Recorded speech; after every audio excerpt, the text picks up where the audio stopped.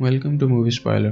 तो आज हम देख रहे हैं अरतुगरुल सीरीज़ की एपिसोड 34, जिसका स्टार्ट कुछ यूँ होता है कि कमांडर टाइटस उस्ताद आज़म के सामने खड़ा होता है और उस्ताद आज़म उसे कह रहा होता है कि तुमने दिल खुश कर दिया जिस तरह तुम काई कबीले के अंदर दाखिल हुए और वहाँ पर अपनी जगह बना ली। उसके बाद कमांडर टाइटस कहता है कि जनाब मेरा हलब पहुँचना ज़रूरी है, क्योंकि अगर अफ्तालिया ने अपना मुँह खोल दिया तो हलब हमारे हाथ से चला जाएगा। जिस पर उस्ताद आज़म कहता है कि तुम्हें जल्द ही वहाँ पहुँचना चाहिए। उसके बाद गुंदोगदू अमीरुल अजीज़ के पास जाता है और उसे कहता है कि मैं आपसे अकेले में बात करना चाहता हूँ। जिस पर वो कहता है कि नासिर मेरा खास आदमी है और ये मेरी हर बात में शामिल होता है, इसलिए मुझे इस पर पूरा भरोसा है। जिस पर गुंदोगदू कहता है कि ये कुफार का जासूस है और जल्द ही इसका चेहरा बेनकाब हो जाएगा। जिस पर अमीरुल अजीज गुस्से हो जाता है और उसे कहता है कि तुम लोगों को हलब में जगह देकर मैंने बहुत बड़ी गलती कर दी है। उसके बाद नासिर खुद ही अमीरुल अजीज से कहता है कि जनाब आप बात कर लें, मैं बाहर चला जाता हूँ। और उसके जाने के बाद गुंदोगदू अमीरुल अजीज से कहता है कि आपकी वो कनीज जिसका नाम अस्मा है उसका असल नाम अफ्तालिया है और वो सलीबियों की एक जासूस है। उसने तमाम सच हमारे सामने उगल दिया है, मैं उसको आपके सामने लाना चाहता हूँ। जिस पर अमीरुल अजीज कहता है कि अगर उसने मेरे सामने आने पर इस सच्चाई से इनकार कर दिया तो। इस पर गुंदोगदू कहता है कि वो इनकार नहीं कर सकेगी। आपको याद ही होगा कि जिस शख्स ने अरतुगरुल पर हमला किया था उसके सर पर गर्दन से थोड़ा ऊपर एक खास निशान था जो उसकी सलीबी होने की पहचान थी। वही निशान अस्मा के सर पर भी है। जिस पर अमीरुल अजीज हैरान हो जाता है और कमरे की खिड़की के पास छुपा हुआ नासिर ये तमाम बातें सुन रहा होता है। उसके बाद हलीमा सुल्तान को दिखाया जाता है जिसके पास महल की कनीजें खड़ी होती हैं और उसका शादी का जोड़ा उसके साथ लगाकर देख रही होती है। तो अमीरुल अजीज की आया उनके पास आती है और कहती है कि अब बस करो, दुल्हन को कुछ आराम करने दो।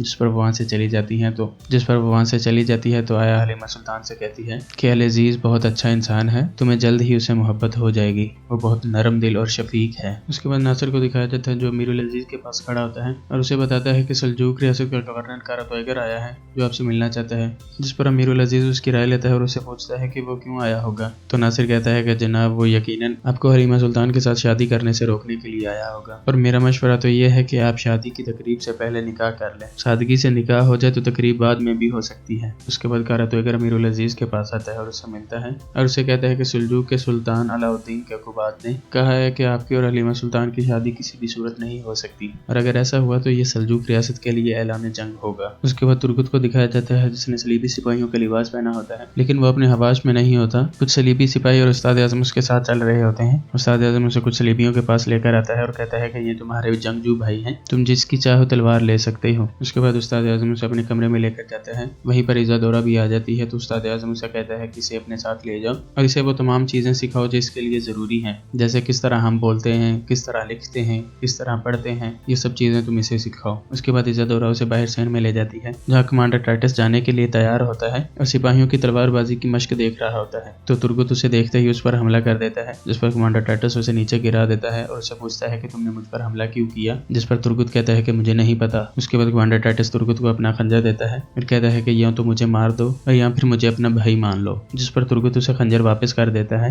और उसे भाई कहकर पुकारने लगता है। उसके बाद अरतुगरुल को दिखाया जाता है जो कालीनों वाली दुकान पर हलीमा सुल्तान का इंतजार कर रहा होता है और तभी कोई नीचे तहखाने में उतरता है तो जैसे ही वो अपना मुंह पीछे करता है तो ये हलीमा सुल्तान होती है, जिसे देखकर अरतुगरुल खुश हो जाता है और फिर वो एक दूसरे से बातें करते हैं और फिर हलीमा सुल्तान उसे बताती है कि मेरे बाबा ने मुझे मजबूर किया है इस शादी के लिए, मैं कभी भी अल अजीज से शादी नहीं करूंगी, मुझे यहाँ से बचाकर कहीं ले जाओ। जिस पर अरतुगरुल कहता है कि मैं तुम्हें जरूर लेने आऊंगा और अगर मैं ना आ सका तो समझ लेना कि मैं मर चुका हूँ। उसके बाद सुलेमान शाह को दिखाया जाता है जो दुंदार के पास खड़ा होता है और हकीम उसका मुआयना कर रहा होता है। तो गोकची सुलेमान शाह के पास आती है और कहती है कि बाबा हैमा खानम से कहें कि वो कुछ खा लें, उन्होंने सुबह से कुछ नहीं खाया।